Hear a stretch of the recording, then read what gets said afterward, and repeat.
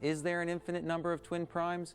That question was posed by Euclid 2,300 years ago, and to this day still, no one has been able to either prove or disprove his twin prime conjecture. An infinite number of primes, perhaps an infinite number of twin primes, small primes, huge primes, short gaps between primes, some very long gaps between primes. The apparent lack of rhyme or reason to the spacing and location of primes is just the kind of puzzle that fuels a mathematician's curiosity. In particular, the primes were of deep interest to one of the greatest mathematicians of all time, Carl Friedrich Gauss. Born in 1777, itself a prime number, Gauss was a child prodigy who at an early age calculated lists of primes into the millions. Gauss, by the way, also proposed using mathematics to communicate with extraterrestrials. But he considered prime numbers to be of the highest significance and wrote, "The dignity of the science itself seems to require that every possible means be explored for the solution of a problem so elegant and so celebrated." Gauss would be the first person to see that the seemingly unpredictable occurrences of the primes actually had a beautiful and succinct description.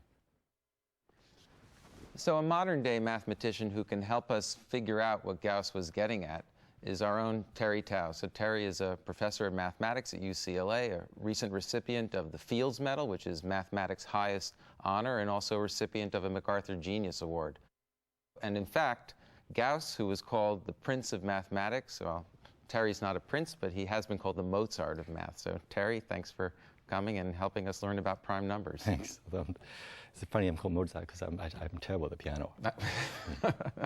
So Terry, I know that the primes are a deep and abiding interest of yours, and I think they are for a lot of people because on the one hand, they seem like they just occur arbitrarily as we go along the number line. So in the beginning, they're sort of closely spaced, and then as we start whizzing down to the end of the number line, in fact, they're farther and farther and farther apart. And it would seem like they might not be able to be explained at all. And, but in fact, we know that there is structure there, right? Right. Yeah. So we can't predict individual primes very well. Like if you have a sequence of primes whizzing by, we don't know like whether the next number is going to be prime or not prime very easily. But in aggregate, if you look at statistics of the primes, if you look at how many primes there are up to some number, like up to 1 million, even though it's hard to tell which of those numbers is prime, we can actually count in aggregate a pattern emerges. The idea of using statistics is in fact, or probability, so to speak, is an old one and goes back to Gauss. He was actually able to show that if you start to graph, how many primes do we have up to a point? So how many primes are there less than 100 or less than 1,000 and so on and so forth, that you get this, as we see here, this jaggedy, what we call a step function, estimating the number of primes. But on the other hand, when we step back, then what happens? Right. Well, then the curve becomes much more continuous, and in fact, it converges to a very exact and beautiful curve, actually given by the natural logarithm function. And Gauss predicted this, but in fact, he didn't prove it. No, that had to wait until about 200 years later, I think, to be proven. So this very smooth curve is now sort of canonized in what's called the prime number theorem. But in fact, we now know today that it doesn't quite go far enough. It's an estimate, but you could do better. And doing better was what was in the mind of a student who was at the same university where Gauss was teaching, Bernard Riemann. Is that right? Yes, yes. So Riemann studied the error between the jagged function, which counts the primes, and this smooth curve. That's right. So the smooth curve, again, is some approximation, but the actual number, it's not getting right generally. Right. It's either above or overshoots or undershoots. And so there's this funny error that you have to understand.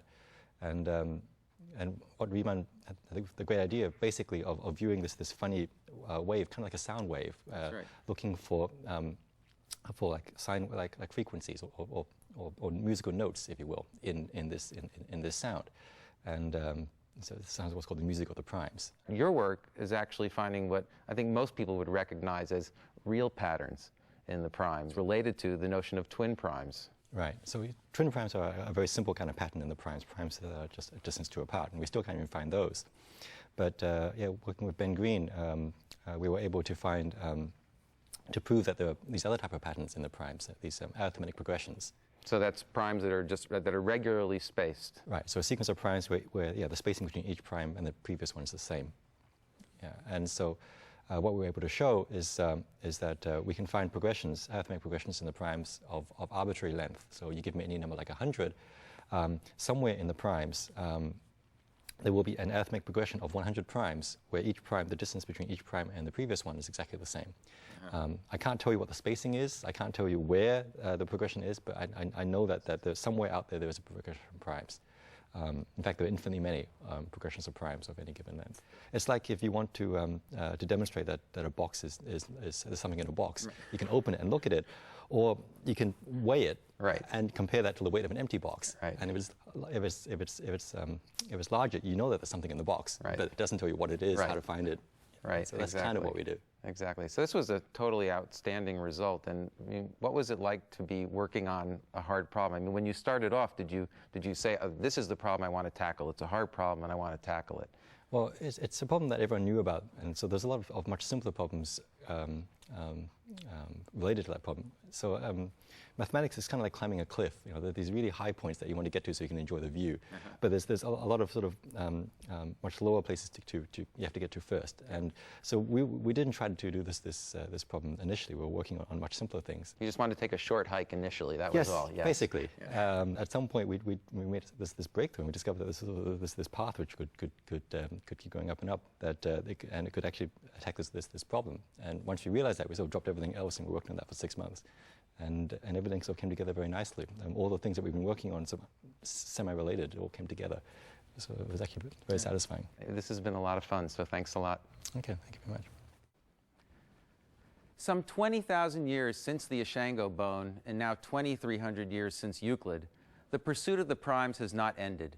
Number theory in general, and the study of the primes in particular, has often been seen and continues to be seen as the canonical example of pure mathematics. Math for math's sake. In other words, done for no other reason than to climb the mountain. But still, the search has resulted in some practical applications, like encryption. My job focuses on protecting you. Encryption is a way of mangling data so that it's recoverable if you know a secret. The problems I work on vary a lot. Sometimes I do cryptography type stuff where I'm looking at a very specific attack and analyzing it from every possible angle, every possible variant to see if there's any circumstances under which that attack will cause a problem.